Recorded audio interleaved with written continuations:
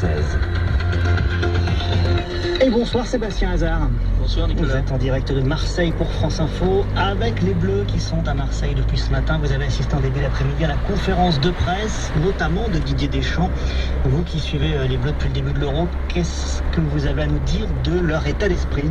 Ils sont concentrés évidemment, nos Bleus, ils sont déterminés aussi, mais pas tétanisés, hein. On a pu le voir, et ils ont même, on va dire, envie d'y être, hein, tout simplement, à ce match demain.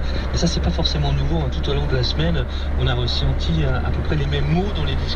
Vivement ce match, vivement cette demi-finale face à l'Allemagne, et surtout, ce qui est important, c'est qu'ils croient en eux, conscients évidemment de l'adversaire qui les attend, l'adversaire qu'ils vont croiser, le champion du monde, mais ils se disent peut-être que la marche est un petit peu moins haute qu'il y a 2 ans.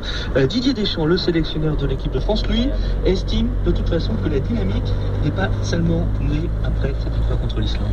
Et là, il était bien avant, et autour aussi, qui nous a permis d'arriver là. Après que, évidemment, l'importance et le fait d'être en demi-finale, ça augmente tout ça, mais il y a eu toujours cette confiance et cette envie d'être où on est aujourd'hui. Tout n'a pas été linéaire, mais les joueurs ont fait ce qu'il fallait pour qu'on se retrouve là en demi-finale face à l'Allemagne. Une demi-finale, Allemagne, Euro, normalement, ça porte plutôt bonheur à l'équipe de France, et surtout avec Marseille, puisqu'on se souvient qu'en 84, alors c'est très ancien évidemment, mais les Bleus de la génération de Michel Platini avaient obtenu leur place pour la finale dans une demi-finale. C'était pas face à l'Allemagne, c'était face au Portugal. En tout cas, Sébastien, on va pas se le cacher, hein. France-Allemagne, c'est une sacrée affiche, mais aussi une affiche maudite pour les Bleus, 82, 86, 2014. Il y a de la revanche dans l'air, non ? Alors oui et non, ça fait même quasiment 50 ans que l'équipe de France n'a pas battu l'équipe d'Allemagne dans une compétition officielle, mais 82-86 pour être tout à fait honnête avec ces joueurs que nous voyons depuis un mois maintenant, ça ne leur dit absolument rien.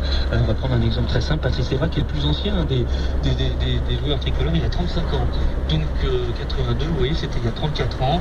Évidemment, au mieux, il a vu quelques images sur internet ou quelques images à la télévision, mais ce n'est pas forcément cette revanche qu'ils voient, les Bleus. En revanche, 2014, ça leur parle beaucoup plus parce que l'équipe d'Allemagne avait éliminé la France en quart de finale de la Coupe du Monde au Brésil. Il n'y a pas de revanche à prendre, estime pour sa part Hugo Lloris, le capitaine de l'équipe de France. Je pense que le sentiment est un petit peu différent selon les personnes. En ce qui me concerne, je pense que ce qui s'est passé à la Coupe du Monde appartient au passé. Là, c'est une compétition différente, c'est une demi-finale de l'Euro et on aura à cœur forcément à domicile de gagner ce match, de tout mettre en œuvre pour aller chercher cette qualification, pour créer l'exploit. On sait que notre public sera derrière nous et on espère vivre un grand moment intense. On espère tous évidemment vivre un grand moment intense avec les Bleus. Une équipe de France certainement un petit peu meilleure qu'il y a 2 ans, notamment avec Antoine Griezmann qui est absolument fabuleux cette saison, et puis une équipe d'Allemagne qui certes reste championne du monde, mais qui n'aura pas toutes ses forces bien présentes demain pour le match. Merci Sébastien Hazard en direct de Marseille. Vous ferez vivre demain d'ailleurs cette rencontre bien sûr sur France Info. Vous étiez avec Clémence Bonfils pour la liaison de Duplex depuis Marseille. Mais avant ce France-Allemagne donc de demain, la première demi-finale de l'Euro, c'est ce soir à Lyon avec un invité surprise, le Pays de Galles, et une équipe miraculée après un premier tour catastrophique, le Portugal. Bonsoir Kevin Vaz. Bonsoir. Vous êtes journaliste sportif à Radio Alpha. Alors Radio Alpha, pour ceux qui ne la connaissent pas, votre radio, c'est la radio portugaise de l'Île-de-France. Une radio qui, je suppose, vit au rythme de l'Euro et du parcours de votre équipe depuis quelques semaines. Oui, exactement. C'est-à-dire qu'il y a toujours eu un mouvement très populaire au sein de la communauté portugaise en France en ce qui concerne l'Euro depuis le départ. Alors certes, c'est vrai que cette équipe n'a pas été flamboyante depuis le début de la compétition.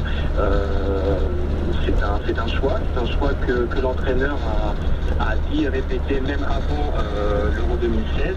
Il veut être pragmatique car cette équipe n'a encore jamais gagné une compétition internationale. Et le fait, c'est simple justement, d'être pragmatique nous apporterait peut-être dans ce cas-là une victoire comparée à un jeu un petit peu plus joli que nous avons pratiqué ces dernières années. Et vous y croyez à la victoire malgré justement cette entrée difficile dans le tournoi et ce jeu pas flamboyant? Les Portugais y croient?